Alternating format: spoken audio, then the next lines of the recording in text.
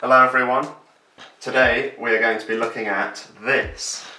I found this in, well, I didn't find it. My dad found this in a skip and bought it to me as a gift, but a few months ago it's been clogging up the house and I've been told to get rid of it, so I thought we'd finally take a look at it. It's a snow machine, and you can see the name on the side here. So let's take it upstairs and have a closer look. Right, here we are upstairs. So we're going to take a look at this and see whether I can get it working, because right now when you plug it in it doesn't do anything. If I can't get it working, I'll take it to pieces. If I can get it working, I'll still take it to pieces. But if I can get it working, at least we can play with it outside, because around the back here it's got a full tank of the fluid, so it'd be nice to try and use that. Here's a bag of the bolts that used to be holding it all shut, because I took them all out when I first got it and I never really looked at it. So, and then this is the handle that you'd use to mount it to the ceiling of the club that you're raving at. So we'll start by taking this cover off and revealing the internals. So just take these bits out, and I'll just take the camera off the cameraman briefly and give you a nice close look inside. So here you can see the entire snow machine, and if we look down here, this is the power supply on the side. I'll turn up the brightness a bit for you. That's the power supply on the side. You can see a big relay there that's presumably used to switch something, and then there's a transformer there, so it's probably a switching power supply. These are the controls on the back. So it's got power here, power input. It's got a little dot to tell us that this is the 240 volt version. Min-max switch, so this will change between presumably min and max. This is to configure it. Still hasn't had this peeled off actually. Let's peel that off now. Wasn't that nice? So you can see it's got these remote inputs. So this is the reason why I can't run it. So it might be working other than these. And then this is the tank. This is the tank at the rear that has all the fluid completely full. This. You can see it spilled a bit while I tried to carry it upstairs. And then if we come around here, this is the back of the panel. You've got some mains going to these switches. And if we look down there, there is a little pump that pumps the fluid into this, which I'm going to be excited to open. And this is a little infrared receiver, if this focuses, for a remote control. And then that's our little earth point down there. Turn the brightness up a bit. And yeah, that's about that. So I'll hand the camera back to the cameraman and we'll have a look inside. Right, so let's start by trying to bypass, because basically there's these inputs that they're DMX inputs, and I don't have any sort of controller for that, so we need a way of bypassing that to get the whole thing to turn on. If it just runs off mains, that's fine, I can just get rid of all this control circuitry. If it doesn't, then it's going to be a bit harder. So the text on this pump says 240 volts, 50 hertz, so that can run off the mains. And the other thing is this large cylinder that I showed earlier that's inside. And if I follow the cables from that, they go into the relay, but we don't know what's on the other side of the relay. So we're going to have to take that board out and have a look. Hopefully, my guess is that there's just like a fan in here that blows air into this and basically makes really thick sort of bubbles that look like snow. And if that just runs on 240 volts as well, then we can run the whole thing and just bypass all the DMX circuitry. So I'll get a screwdriver and take this board out. I much prefer doing this sort of thing talking to the camera, because when I used to do it on my own in the days before this channel, it was a bit lonely. I'd even pretend I had a channel and just speak in my head, but then I would have been like I've been doing this sort of thing since I was a little boy. And I was thinking, like, at what point can I make a channel where I'll be of an age that's not irritating to watch? And then I realised that I am irritating and I'm always going to be irritating, so I thought I might as well just make the channel now. There's no point waiting any longer. So, there's a load of connectors on here from the DMX system, but I can't really unplug them, so because they're like glued in, so we're going to be leaving those in. So these two cables are going out to this, what I presume is some sort of pump or fan or something, so hopefully these are mains, so if we just follow them, I'll get some sort of pointing device. I'll use this screwdriver. So this black one comes down here to this, which is a terminal on the relay, and this white one is in this big area, which is common to a few others. So let's follow some of these. So the only other cable that's common with this white one is this brown one. So if we follow that, that comes up here, up here, up here to this switch, which then goes down here with this blue wire, and it's this blue wire, that one, which then is this one. And then if we follow that onto the board, it takes us to this next little box. The only one common with that is this brown one. So we'll follow this up and up, and that takes us to a switch. So basically, that side looks like it's mains, and then the side going into the relay goes to there, and the other side of the relay is here, which goes to here. This blue, if this blue goes to the switch, yes. So I think this runs off mains and the pump runs off mains, which means all of this is basically doing nothing. So we're going to unplug all these, and we're going to wire it up to run it off mains, and then we should be able to go outside and hopefully get some snow. Won't that be exciting? Right, so I've just taken off all the connectors for this power supply. This one I managed to actually pull the connector straight off the board, so now we're just left with 3 little sticks. But it's quite a nice board. The soldering is quite neat on it, but all it really seemed to be doing was controlling all the DMX circuitry with some of these little chips down here, but seeing as I don't want that, get rid of it. Maybe later on I'll try and desolder this transformer, because that would be quite nice to have. So yeah, we'll see what the timing's like, and if we've got time at the end, then I'll remove that. What I'll do is I'll get my little pliers, and then we can cut these cable ties and free the cables, and then who knows, maybe, I mean, this wire looks really nice, so I'll get some free wire out of this. You may have noticed that I just sort of use wire and cable interchangeably, the words. I have loose definitions of them. I wouldn't take them as anything other than what I prefer, although I don't even comply with these rules, so who knows. But what I would say the definition should be is that this is a wire, so this is just a single conductor, basically. It can be terminated or anything, basically, and that's a wire. I would say a cable is multi-core, so flex in mains or twin and earth or anything, armoured cable, they're all cable. And then I would say leads, as you can see here and here, I do use the word. I would say leads are terminated cable that commoners would be using. So leads are the only one of the 3 that other people, non-technically inclined people, would be using. So something like this, where it's just got a plug on one end, connector on the other, they're safe to use.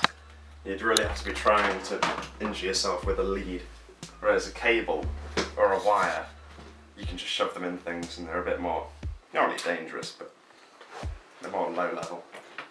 So put the power supply there, got these 2 wires, I'll put them on this little bit of bench there. Right, so we've got some short wires here that connect between the switch that turns this on and off and the mains input No, that didn't really work. The reason that I'm not using the switch is because I'd rather turn this on remotely in case it goes bang. So we'll power it on outside once I've wired it all up. Basically, the garage has its own sort of little ring main with an MCB in its own consumer unit, so I can turn it on there and that'll remotely turn this on. Because the outdoor socket doesn't have a switch, so I can't turn it on there. But in case you're getting worried, I am removing all the earthing, but I'm going to be putting, I don't even know whether I'm going to put it back in or not, because I'm not going to be touching this while it's running, so maybe I'll put some earthing on. But there's this little infrared receiver on the front, so we'll undo the screws for that. If you're wondering why I'm shaking and pulling faces, it's because I'm not very strong. So undoing screws is quite hard for me. There it is. We'll pull out this lead. So that's the little lead that goes in the back, 3-pin. It's quite hard to undo these screws because actually I recently obtained a perfect screwdriver for this. Look at this. I can't remember what these are called, but it's still not quite sure to it. It's actually worse because the handle's so big. So we'll go back to the other one. And we'll try and unscrew this.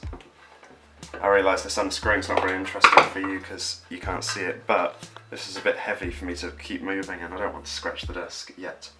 Because this desk, I'll show you it in another, if any of you want like a tour or something, I'll show you how this desk is constructed, but it would be quite a hassle to swap this MDF over to a different piece.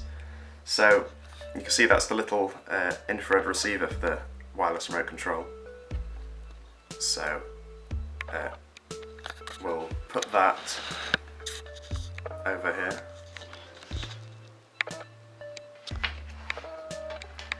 And I've got some spare earth wire. We'll put that there. And if I just cut this last cable tie, we should be able to free some of this horrible DMX cabling. So I've got that there.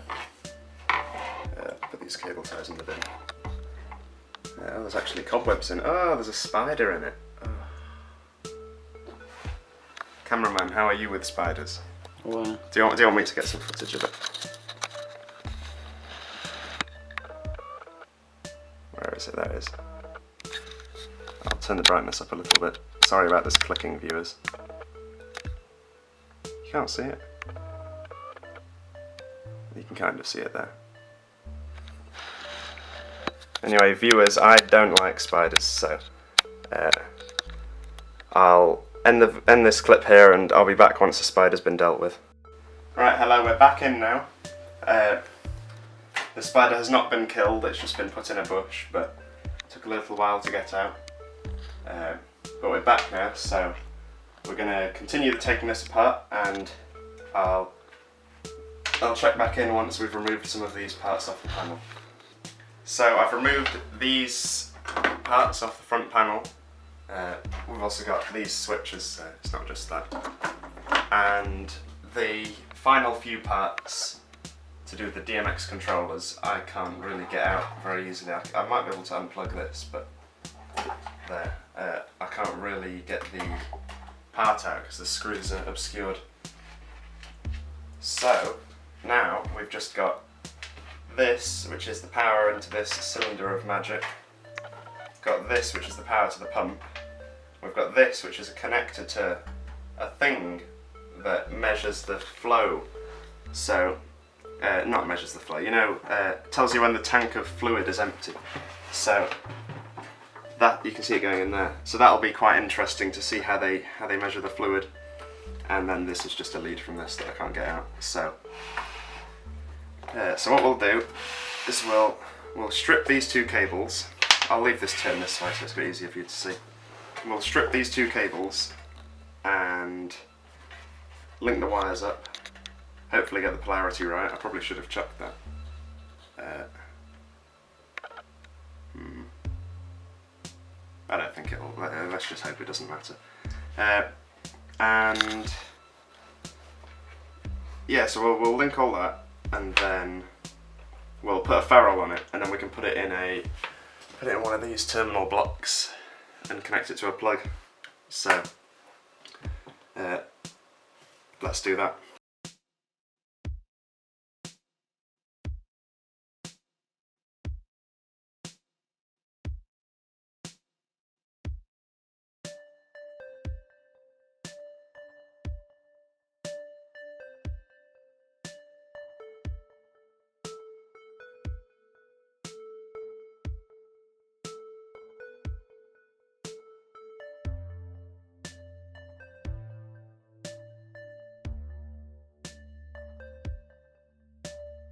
The one thing that concerns me is that it used to have this switch, min, max.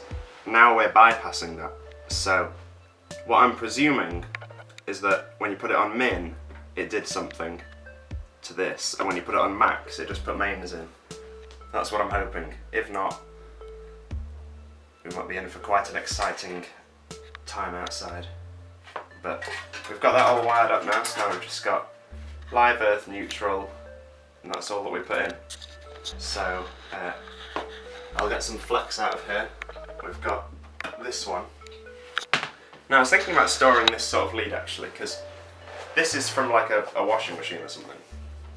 So it's got this sort of pre-done head, so you can't plug, so you can't really take it off or anything. But you're not meant to store flex that's just loose, because someone could just plug it in and then it's dangerous. So I've just taken the fuse out. I presume that's what you guys would do, but if you've got any better way, let me know. We're just going to put in a 13 amp fuse for this, because when I originally got this, I mean, it's got the little plug on the back, so who knows how much power it uses. It does actually say somewhere. It says here power 1,250 watts. It's quite scary that, but I don't really care. So I think I'm going to make a sort of, because if any of you watch Big Clive, you'll know he has the Cliff Quick Test. I can't afford one of them, but I'm going to sort of make one, I think now, with this lead and this terminal block. So I'm just going to leave this lead in there, and then whenever I need to test something, I can just use that terminal block, which will have this on the end with a 13 amp fuse. I think that would be quite useful to have.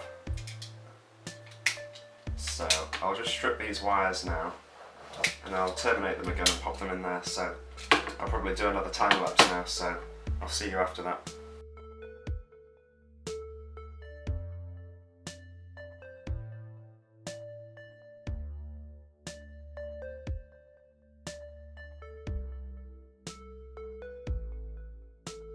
We're done now, everyone. So we've got this fuse in it, goes straight to there, live to white, so let's hope that's correct.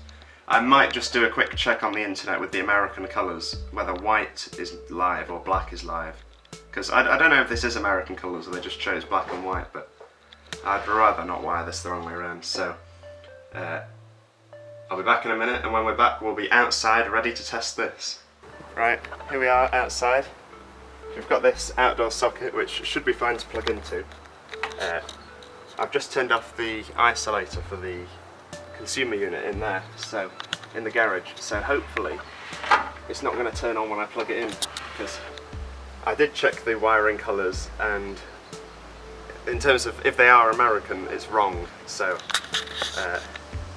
it shouldn't matter, because I imagine it's some sort of like AC motor or something, and they tend not to mind, but I'll plug it in. If it starts and blows up, you'll have some footage of me being blown up, and if it doesn't, then we'll get to see it turning on. That went well, so I'll go around and turn it on now. Right, here we go. I'm in the garage by the main breaker, so I'm going to turn it on. 5, 4, 3, 2,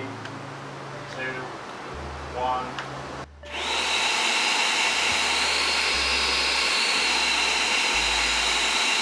Wow, look at it go! we can head down now and see.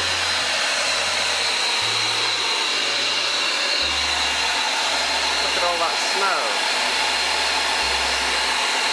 Isn't that lovely? Yeah, it's quite loud. I'm going to turn it on.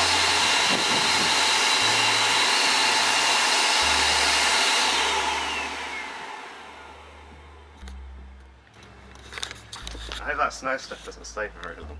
Yeah, if you look, it's basically foam, sort of. I mean, you could probably run this off like washing up liquid or something. Oh, I really want to sort of keep it now. It's like a bubble machine. I mean, that is not. It's meant to produce a lot more because I've seen videos of it. So I don't know whether we've got issues with the pump or something. Maybe that was why they got rid of it. So tell you what I'll do. I'll pull this out. And then we'll be able to see whether, see this little pipe down here, this comes straight out of the pump, so there should be mixture coming out of it. And if there isn't, the pump's gone, in which case we know what to replace. So, 3, 2...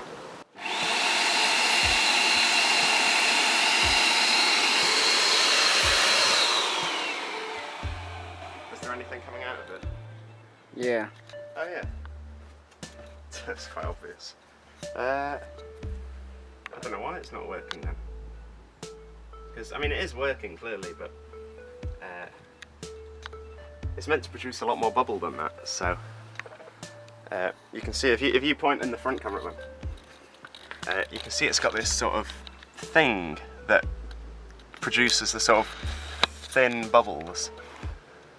But I'm trying to work out what I should do. Should I try and get it working, or, I mean, I'd quite like a massive fan, so maybe I should just take the fan out, because I mean, the pump's using no power, so this fan must be like a kilowatt or something.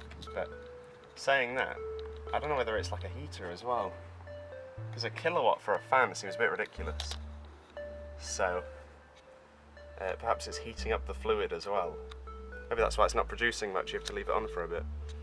It's a bit loud there. I don't know what the neighbours will think.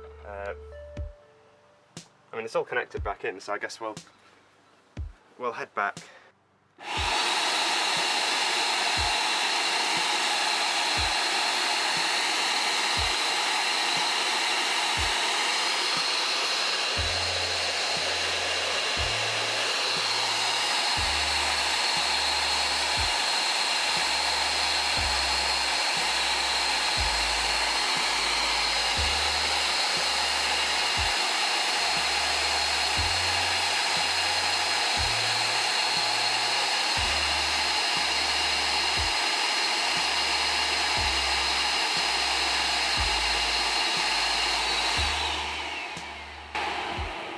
Yeah, that is not producing as much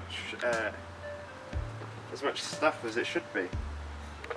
I don't know, you know that sort of nozzle thing I showed? Should we try taking that off? See what happens? That'd be quite exciting. Let's do that.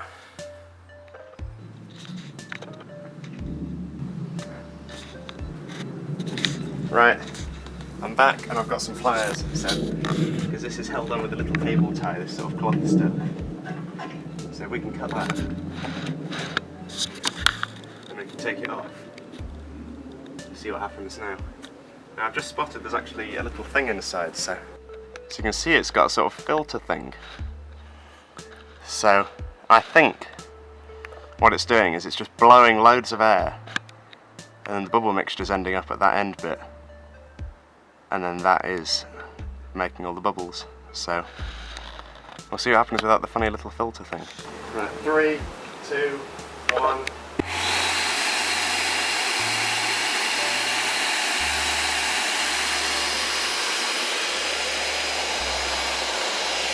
I'll try and get a close up of it if I just take that.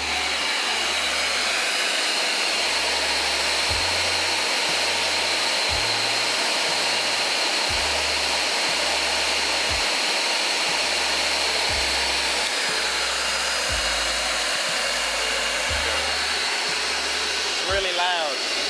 You can use this to like wash the car. It's like cleaning fluid. Right, I'll go. So as you can see, without this little cloth thing. It's less of sort of snow is what it's meant to be. It's more just sort of mist. But I was saying to the cameraman, you could use this to like clean a car or something, because there's just because it's basically just washing fluid just being jetted out. But I think because this is quite big and I don't really want to have to store this sort of bulky stuff, I think we're going to go back to the workbench and we're going to take this big fan out because it's quite hot.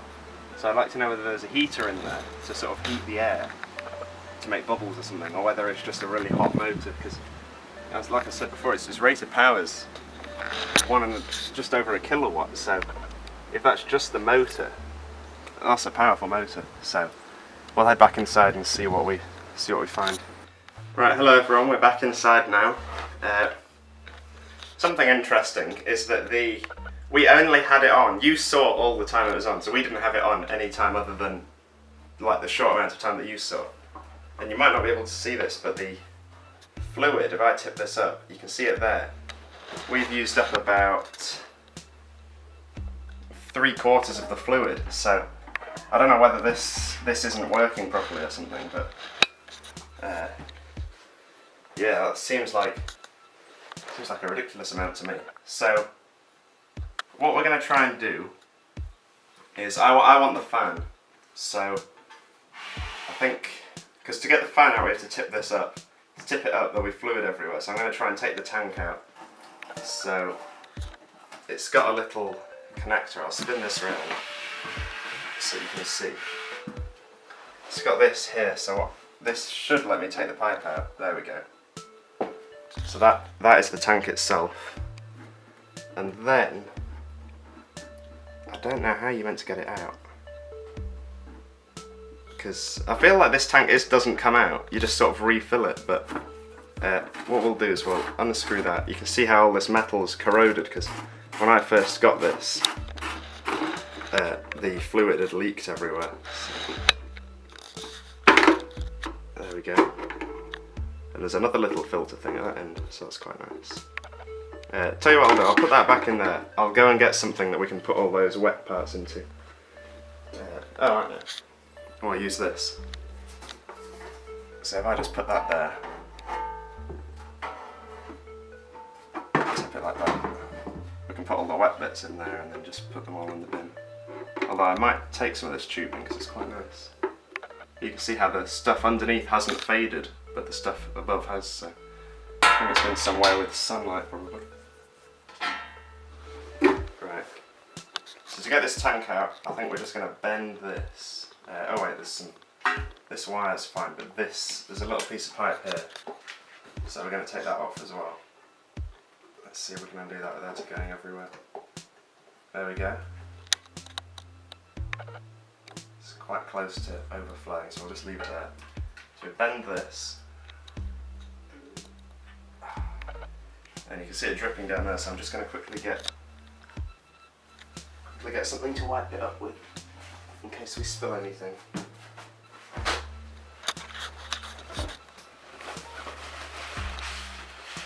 So clear all that up, because I don't particularly want this stuff on my desk. Desk or bench. I think it's probably more of a bench, isn't it? The desk is like where you don't have a computer. Right, now this is a slight problem. So I'll see if I can spin this around so you can see. But we have this here, which has this little hole, but it doesn't go all the way to the top, so we can't pull this out because it just hits the top. And we can't unscrew it from inside because then all the fluid will leak out. So I think first I'm going to try just sort of manoeuvring it. There we go. Otherwise we would have probably had to resort to siphoning all the fluid out, which would have been a bit annoying to do. So, oh, the tube's got some writing on it. I'll just read that out as a shout out to whoever makes it. There, you can see that. N and P, Tader, I don't want to try and say that, tubing 6x4mm, so presumably that's 6mm outer diameter, 4mm inner diameter. But now that that's out, I'll take this panel out, and then we can tip this, I'll take the pump out as well actually, and then we can tip the whole thing up. So, yeah. I was thinking about sort of being a YouTuber like I am. If you say, like, if you have like a following, if you say anything sort of opinion-y, then you're going to be upsetting people. Because, like, if I said that I support a football club, then everyone that doesn't support that football club will be like, everyone that supports other ones, I mean. And then if I say I like football, then people who despise football will be like, I don't like you. If I say I don't like football, then people who do like football will say they don't like me. Now people are already getting suspicious because I've used football as an example. That was just an example I picked. Could have been golf, might not have even been a sport, might have been cars. I might have said, I really like cars.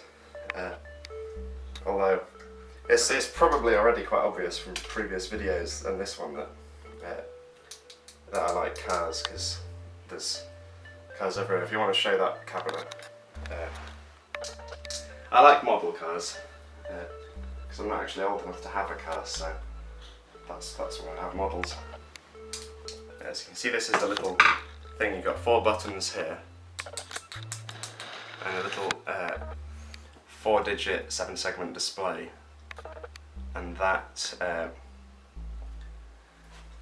that'll let you use the DMX interface. So now we'll see how this pump's fixed down. I think it's screwed in from the bottom again, so we can take the wires off it though. But this bit of tube has fluid in, so what I'm going to do is I'm going to get some tissue. Yes, that was out of the bin. We're going to roll it up, and then we're going to shove it in and make a sort of little stop that should prevent fluid from leaking out all over the desk. So you can see that there. So now I can tip that up. Nothing comes out. And I'll just undo this, and then we'll tip it all up.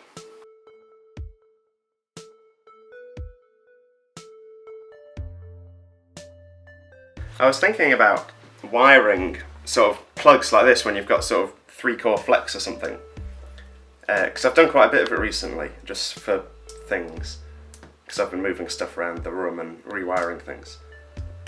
And it's always like, if you want the earth in the middle or the earth at one end or however you do it, it's like the cable always seems to be the right way around. And then I realised, of course, that there's only 3 conductors in it, so there's always going to be a way around that'll be correct for what you want. So then my excitement went away. But I don't know what it would be like with 4-core. I don't really have. I think there's a piece of 4-core in the garage, but I don't really have much use for 4-core because I don't think I'm going to have it. I don't think we're going to be getting a 3-phase supply to this house anytime soon. I think once I have a house, I'll probably get one for that, but I'm not really sure what for, just because 3-phase is cool. But I'll just clear all this crap off the desk. Now we can tip this up. So let's do that. Hopefully nothing's leaking anywhere. Looks fine. I'm going to see if I can pull this out. You scared me, cameraman.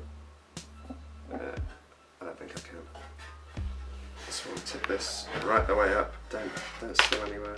If stuff spilled, there's loads of crap, but I don't care about that. It's sponges that I don't want with this fluid. So now we've got these screws in the base. So let's undo them. One. The fan's probably gonna just fall out. That wouldn't be very good. What's that doing? Oh, these better not be. Oh, they are. These have nuts on the bottom of them, so I'm going to have to try and get hold of the nuts while I undo these. Then you just find it really annoying when you do that, because I don't have any sockets that are small enough. So I'm going to have to hold it with these needle nose pliers, so I'm probably going to get loads of comments saying like, How could you? That's the biggest sin one can commit. Just doing anything with nuts, using pliers. It's really hard to do this. Because it's right inside. So I might do this as a time lapse of me struggling.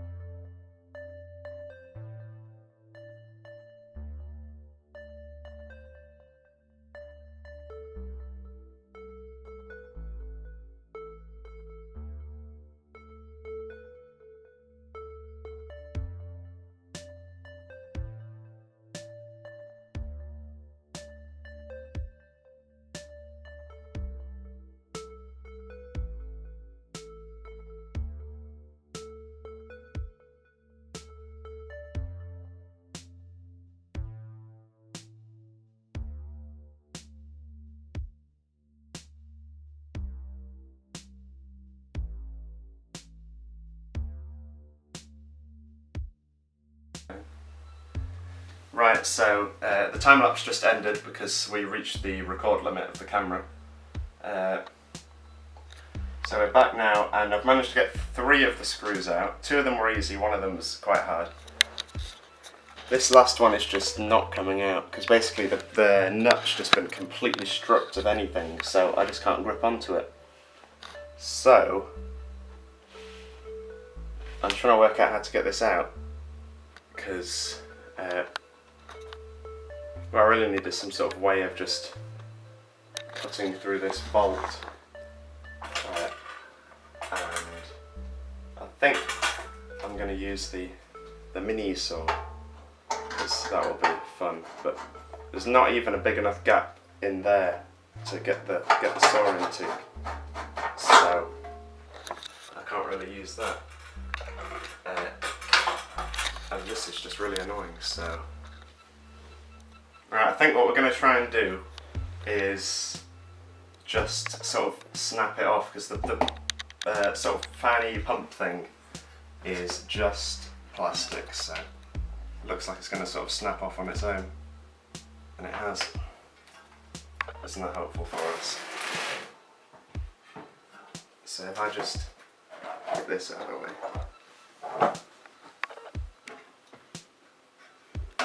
and then oh yeah, sorry, you couldn't see that. Here we are, and it's free. So now we've just got this little thing, so I'm going to pull it out. I'm going to pull this little head off it. I'm not going to pull the little head off it. I'm going to pull it out here. And the fluid goes everywhere, but I don't care.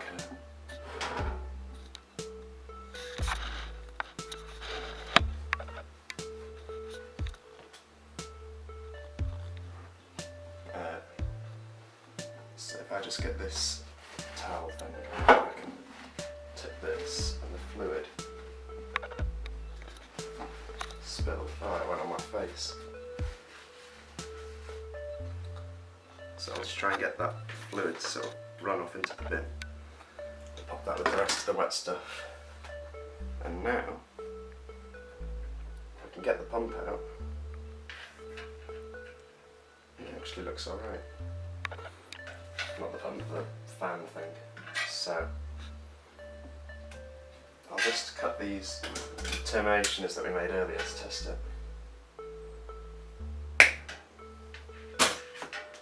And before we have a look at the pump, we'll just quickly finish taking all the bits out of it. It's basically just the pump and drying it up a bit. So I'll do that in another time lapse.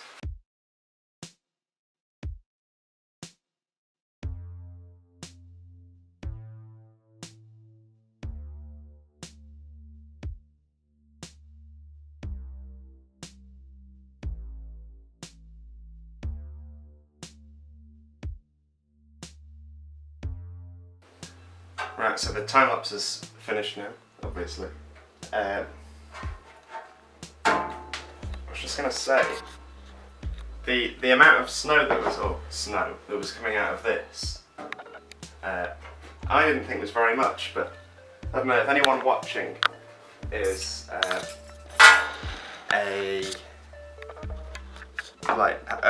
owns some sort of thing or something like that, then maybe you could let me know in the comments. Is that the right amount, or is something wrong with ours, or is that more than you'd normally get? I didn't think it looked very much, especially the rate it was using up the fluid seemed really weird to me, but I don't know, maybe that's why they got rid of it, because it was just too expensive to keep running. But then why would you, but then they got rid of it with a full tank, so yeah, it seems very odd to me. But we've got this nice pump, which is good, so I could use this for future projects, mains voltage. And then we've got this fan, which we are about to open, so I'll just get the tools I need and then I'll be back with you. So I've got what I need, pliers and a screwdriver, so it's just held on by a load of these screws, but luckily I should be able to undo these ones because they're much easier to get to. That was the problem with the other one, you just couldn't really get to it. It doesn't actually cause that much damage ripping this off either. So I'll undo this, and there's quite a lot of these, so I think I'm going to do this as yet another time lapse. Very fun, lots of time lapses in this segment of the video. So I'll see you once all these are out.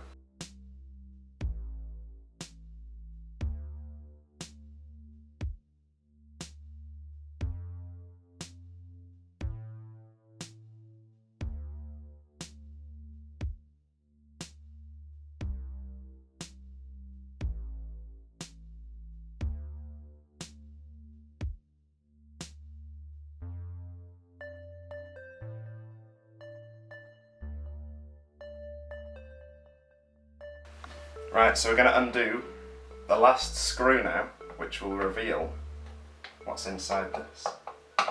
So, I was just saying to the cameraman during the time lapse, I'm slightly worried it's going to be full of more spiders because there's a hole in the back, and I don't really like spiders very much.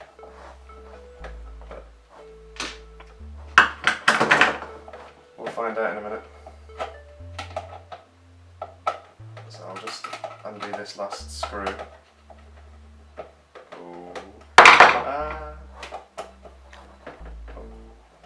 It's me dropping it with excitement, just so excited. Right, hopefully I can give you a clear view of this. Take this off, and actually first, it's got one of these on the back. What are they called? Glands, cable glands. So we'll take this gland off, because the cable's attached to the motor, which is attached to the other side. It's a massive motor though. Looks quite exciting. Not sure how this is screwed in. I think I'm gonna break this gland. It can be a sacrifice for the greater good. I've got lots of glands, and this particular one's something special, but it's going to be a lot quicker for me to snap it open than to bother trying to do anything else. So we're just going to push that through. And look at the size of that motor. That is massive. I'm not surprised that I was using a kilowatt.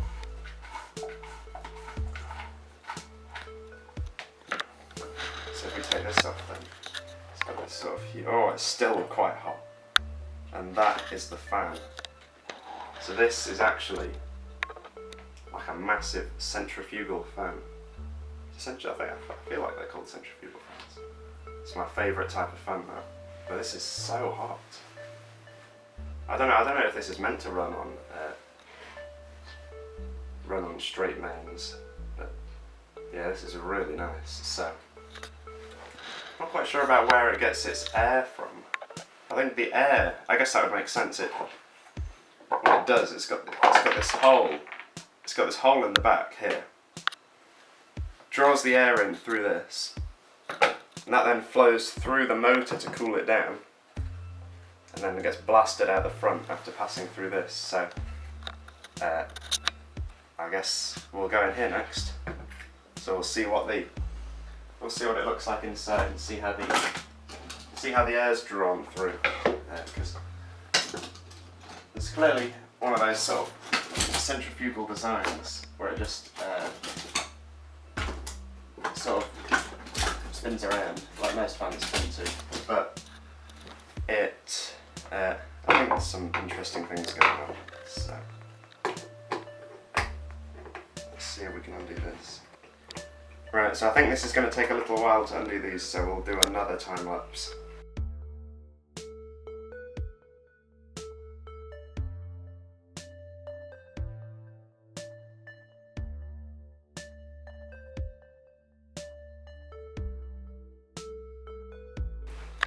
Right, I've just spotted. It says here, voltage 220 volts, 50/60 Hz, 1200 watts. Don't know whether you can see that. Is that in focus? Yeah. Yeah, that's quite cool. So, it's also got the name that you probably saw, the name of the motor, so I'll put up on the screen now how much this particular motor costs on eBay. Or maybe it just says I couldn't find it. That's quite likely.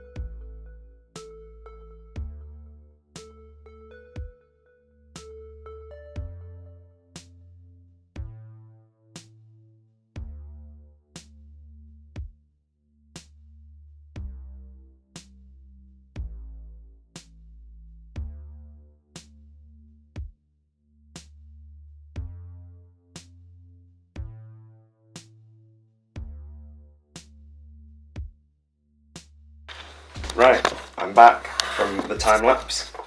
Those took for some reason they've got really long bolts here, and all I had to undo them was these, so took quite a while. I feel like I've been to the gym, but got it off. So take off this little plastic. Oh, these are metal, they're plastic.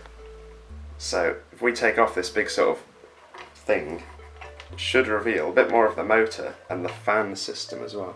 It doesn't reveal the fan system at all. And the question is, will this come off? I think what I'm going to do is feed this through here, like this, and then we can get this rubber bit around here, because obviously it's rubber, so it's stretchy. There we go, pop that round there. And now we can see it actually looks a bit like a vacuum cleaner motor. Maybe it is. Didn't think they were quite this big though, but I've never really seen one. So. Yeah, so there's more. This is why the bolts were so long. I think there's more screws in here. Once we undo them, we'll get a good look at the motor, and we'll be able to see the fans as well. But they'll take quite a while to undo. So I think. I think me and the cameraman will have a quick discussion about whether it's worth undoing these, because it's going to take quite a long time to do. But yeah, so I'll just quickly show you this motor is just so big compared to the sort of motors I'm used to. So if I just get out my motors, like from the toothbrush video, this is the motor from the toothbrush. This is the sort of size motor that I'm used to handling. So I'd usually use this. Might use 20 watts at best. Look at the size of this. So cool. And this uses 1,200 watts. It's quite clever the way they've made it. So that, I mean, it's kind of obvious if you think about it, but the way that they've got the fan to cool the motor, so it's drawing air through the motor, which probably means they can run this motor at much higher power than it's probably would be able to run without that. Because also normally a motor would have a sort of fan here that blows through, and they don't need that because they've got the main fan. But yeah, I'll have a quick discussion with the cameraman, see whether we've got time to undo these or not. Right, hello everyone. I've got the camera now because I thought we've decided there's not enough time to show you what's inside these and undo these bolts, because it'd probably add another, even with the time lapse, it would add quite a while to the video. So, and also we are tired because we've been videoing all day, so I'm going to end this video here. But I'll just quickly show you all the parts of the motor because it's quite interesting. So, first of all, this is the inside of the blower part. If you can see in there, what I'll do is I'll get all close and then I'll boost the lightness and post a bit so you can see. Actually, I can do it now. So you can see in there, it's sort of standard blade design, and then it's a bit rusty, but it's not really that bad. And then if we spin this around, there's the little label I showed earlier. So I'll leave that on for a bit in case you want to pause and have a look at it. Then here are this is one of the sort of springy bits for the brushes. So this is the positive coming on. And then you can see in there, that bit, I'll just brighten it up a bit. That's the brush and the commutator, you can see in there. And this red wire coming down here goes to the stationary coils, and then you can see the inner bit in there. And then obviously you've got the same brushes on this side, and that's a sort of shot down in there. I think the camera's struggling to focus. You can see it's got quite a big shaft going through, because you can actually see the size of the shaft there. So yeah, this will probably feature in future videos, maybe just as a fan or who knows what. But yeah, hello everyone, thank you for watching. Don't forget to subscribe, like, comment, check out the Instagram. Thanks for watching, bye.